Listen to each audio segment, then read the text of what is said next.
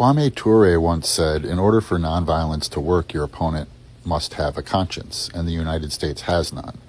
One of my main message points is that narcissism is interpersonal oppression. Therefore, large society-wide systems of oppression are rooted in pathological narcissism.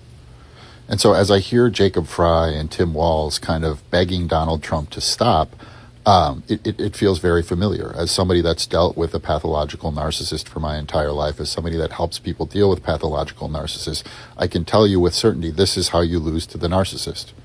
You appeal to their humanity. They don't have any. In fact, Donald Trump is enjoying their pleas. He's enjoying watching all of the violence and chaos, as is his cult. Right. And so when you're dealing with a narcissist, which is also a fascist, when you're dealing with systems of oppression, you either stand up to them or you get run through. And that's the sad fact of what we're dealing with.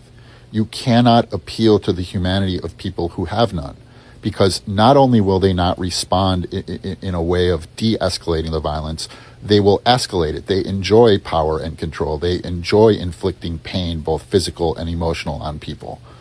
And so the so-called leaders of Minnesota have a choice, and they're failing that choice. The only thing they can do is organize groups to stand up to what's happening. They cannot appeal to the humanity of these monsters. They have to understand what they're dealing with. I mean, the United States as a whole has completely failed to grapple with the difference between Donald Trump and other foreign leaders. Whenever I talk about Donald Trump's narcissism, they'll say, well, yeah, there have been other presidents who are narcissists. There have been other presidents who are drowning in narcissistic traits. In fact, to achieve the office of the presidency in the modern world, you almost have to be, right? The skill set of a politician, the skill set that's needed is something that narcissism provides. And so we are in an incredibly dangerous situation. It's been dangerous since Donald Trump walked down that golden escalator. This is something very different than what we've experienced, and dealing with these pathological motherfuckers takes standing up to them, not reasoning with them. They have no reason. They are enjoying this. This is giving them pleasure.